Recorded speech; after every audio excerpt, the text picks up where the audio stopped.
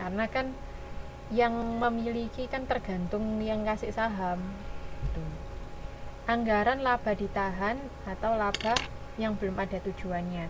Kalau PT dia biasanya ada istilah disebut laba ditahan kan. Nah ini laba yang belum ada tujuannya, laba ditahan itu. Di sini ada contoh 6.20 di tabel 6.20, laba ditahan awal Januari 200.000, laba bersihnya 10.000, maka totalnya adalah 210.000. Dividen yang dibagikan berarti mengurangi, sama dengan 5.000, maka laba ditahan akhir sama dengan 205.000. Tuh. Dividen sendiri adalah laba yang dibagikan kepada pemegang saham. Jadi kalau sebelum-sebelumnya dalam bentuk modal yang sebenarnya bisa diambil oleh pemiliknya, oleh yang megang modal, tapi kalau ini kan nggak boleh diambil. Kalau di PT mereka nggak boleh ngambil, tapi mereka dapat dividen gitu. Nah ini ada ilustrasi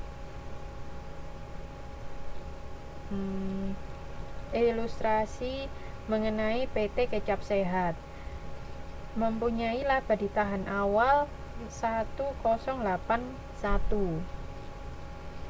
Terus anggaran laba dianggarkan laba akan sebesar ini, maka laba ditahan akhir adalah laba ditahan awal ditambah laba bersih.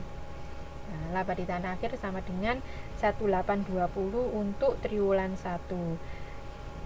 Laba ditahan akhir triwulan 1 sama dengan laba ditahan awal triwulan 2 di sini. Nah, makanya dia langsung ditulis aja di laba ditahan 2. Terus laba bersih sudah diketahui, maka laba ditahan akhir triwulan 2 bisa dijawab di sini. Tuh, ini cara menghitung anggaran laba ditahan untuk PT atau perusahaan perseroan terbatas. Tuh.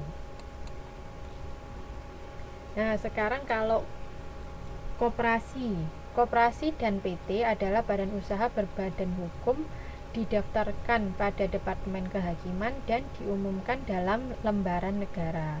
Struktur modal sendiri koperasi adalah terdiri atas simpanan pokok, simpanan wajib, modal cadangan, modal sumbangan, dan laba ditahan atau istilahnya sisa hasil usaha. Jadi perlu diketahui kalau PT dan koperasi mereka harus melaporkan laporan keuangannya ke umum. Kan gitu diumumkan. Kalau perseorangan atau firma atau CP mereka tidak harus mengumumkan. Tapi kalau PT karena dia dimiliki oleh banyak pemegang saham, mereka harus bertanggung jawab kepada mereka. Caranya dengan mengumumkan laporan keuangannya itu. Nah, ini adalah anggaran perubahan modal sendiri tabel 6.22 pada koperasi. Ada simpanan pokok, terus ada simpanan wajib dan setoran periode ini, maka ditambah, terus ada modal cadangan, modal sumbangan, sisa hasil usaha, laba bersih periode ini semuanya dijumlahkan, terus sisa hasil usaha dibagikan, maka dia mengurangi. Nah, sehingga sisa hasil usaha pada Desember 2017 sama dengan 35.000. Modal sendiri koperasi pegawai adalah 835.000. Gitu ceritanya. Oke. Terus itu pada koperasi. Nah, sekarang kalau penyusunan anggaran neraca ada lengkapnya di tabel 6.23. Rinciannya ada di ilustrasi halaman 6.58 sampai 6.59. Contohnya ada yang A adalah anggaran kas, tinggal dimasukkan kasnya berapa. Terus B piutang usaha dan pinjaman tenaga kerja, tinggal dimasukin aja sebenarnya. di ilustrasi halaman 58 sampai 59 itu dimasukkan ke anggaran neraca di setiap triwulan. Oke, sampai di sini ada yang ditanyakan?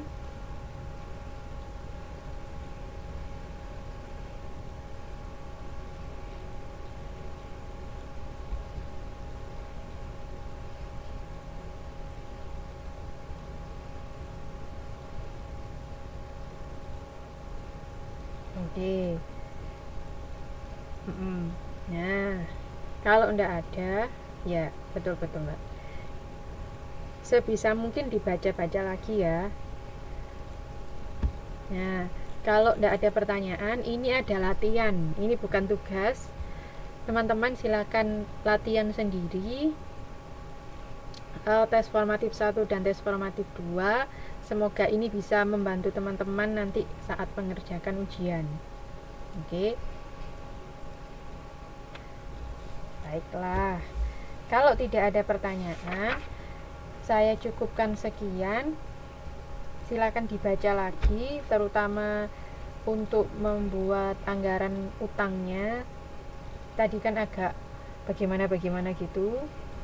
Sama karena kita sudah membahas anggaran sediaan, anggaran utang, dan neraca. Silakan dibaca lagi agar lebih paham lagi. Oke. Kalau tidak ada pertanyaan, saya cukupkan sekian. Semoga bermanfaat. Wassalamualaikum warahmatullahi wabarakatuh.